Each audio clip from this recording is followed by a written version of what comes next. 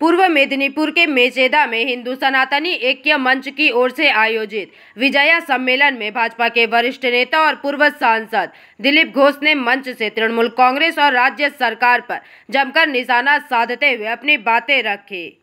এরা হচ্ছে পলিটিক্যাল জিহাদি, নতুন ডায়ালগ শুনুন এদের কাছ থেকে। আর ওই বাংলাদেশ থেকে আসা, পাকিস্তান থেকে আসা জিহাদিদের দরকার নেই। যারা সিএ এর বিরুদ্ধে এই টিএমসি লোকেরা আওয়াজ তুলেছিল, কিন্তু আগুন কারা লাগিয়েছিল? ওপার বাংলার লুঙ্গি বাহিনী। আমাদের এখানে উলুবেড়িয়ায় পার্টি অফিস পুড়িয়ে দিয়েছিল, মন্দির ভেঙেছিল, ওখানে বেলডাঙ্গাতে রেলওয়ে স্টেশন জ্বালিয়ে দিয়েছিল, রেল লাইন, রেল গাড়ি, বাস সব জ্বালিয়ে দিয়েছিল। 3 দিন উত্তর রাজনৈতিক ভাবে দিতে হবে। আমরা রাজনীতি করি না। কি করেন আপনি? আপনি করে যাবেন, আপনি ছেড়ে দেবেন।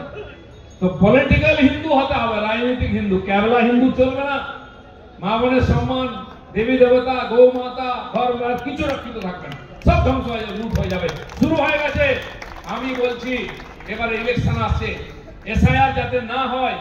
1.5 কোটির কাছাকাছি বাংলাদেশি এবং মৃত ভোটারের নাম আছে, যার জোরে সেনারা গিয়ে ওই দেশে ঢুকে সার্জিক্যাল স্ট্রাইক করে, এয়ার স্ট্রাইক করে, গুড়িয়ে দেয় টেররিস্টদের ক্যাম্প, লাশ বিছিয়ে দিয়ে আসে। এখানে হাহাকার হয় যেন বাপ মরে গেছে। পাকিস্তানের কান্নার রোল, এখানে কান্নার রোল। ওখানে প্রশ্ন করেছে, না না কিছু হয়নি, এরা বলছে কিছু হয়নি। ওখানকার ভাষা এখানকার ভাষা, ওখানকার ভাব এখানকার ভাব এক। এক একটা বিধানসভায় 30-40 হাজার ভোট।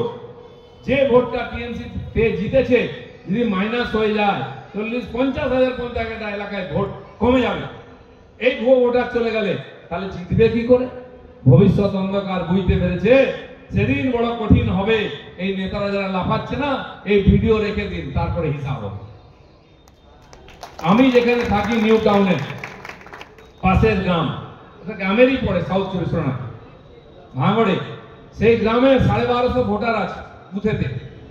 সেখানে আমাদের পার্টির একজন কর্মী আছেন পুরনো, তিনি এসেছিলেন, বলছে দাদা আমাদের বুথে 220 জন ভুয়ো ভোটার আছে, যারা ওখানে থাকে না। তার মধ্যে 54 জন মরে গেছে, তার নাম এখনো আছে। আপনি ভাবুন, তাহলে 10%-এর বেশি হয়ে গেল, 20%-এর বেশি হয়ে গেল। একটা বুথে যদি 20% হয়, এরকম ফর্জি ভোটার, তো এবারে 200 ভোট একটা বুথে যদি কেউ পেয়ে যায় ভুল ভোট, আপনি হারাবেন কি করে? এই জন্য মরা কান্না সব। তাই এইসব বড় বড় কথা বলছে। আমি একটা উল্টাপাল্টা কথা বলি, কাল আমার নামে কেস হবে, পুলিশ আমার বাড়িতে আসবে। আর দেখুন মমতা ব্যানার্জির এমএলএ, এমপি, ফুট সাইজের, ইঞ্চি সাইজের নেতা সব গরমা গরম ডায়লগ দিচ্ছে, রোজ টিভিতে দেখতে হচ্ছে। শুনেছেন কারণ একটা এফআইআর হয়েছে, কাউকে পুলিশ ডেকেছে, ভাই কেন এরকম উল্টাপাল্টা বলছো? ডাকবে না, কারণ তারাই পুলিশকে চালাচ্ছে। পুলিশ বলছে আমি কেন ঝামেলা, আমার তো বউ বাচ্চা আছে, করে খেতে হয়। কাউকে কুচবিহার, কাউকে দার্জিলিংয়ে ট্রান্সফার করবে, সাসপেন্ড করে বসিয়ে দেবে। মরবে, যা হবে সবার হবে। আমিও বাংলা ছেড়ে চলে যাবো বিহারে, যা হওয়ার হবে। এই অবস্থা চলছে সারা পশ্চিমবঙ্গ জুড়ে। কিন্তু জেনে রাখুন, আমরা এই জন্য এখানে হিন্দু সমাজকে সংগঠিত করছি, কারণ তারা এখানকার ভূমিপুত্র, সন অফ সয়েল। তারা জাগলে, তারা পরিবর্তন করে বাংলায় পরিবর্তন হবে। আজকে হয়েছে খানিকটা। হিন্দু সংগঠনের কথা বললে সাম্প্রদায়িক বলা হলো। সিপিএমরা একসময় এখানে রাজত্ব করতো, আমাদের কেস দিয়েছে, মেরেছে, জেলে ঢুকিয়েছে। তখন থেকে আমরা এখানে হিন্দু আন্দোলন করছি, হিন্দু সংগঠন করছি। এখানে যারা বসে আছেন 10-12 বছর আগেও কেস খেয়েছেন সিপিএম বলে, এখনো কেস খাচ্ছেন। কেন? আমরা হিন্দু সংগঠন। কিন্তু ছাড়বো না। উত্তরপ্রদেশের চেয়ে খারাপ অবস্থা ছিল। যোগী মহারাজ এসছেন, একজন গেরুয়াধারী বসেছে। দেখুন ওখানেও মুলায়ম সিং এর লোকেরা এরকম দাপিয়ে বেড়াতো, জিহাদি ছিল।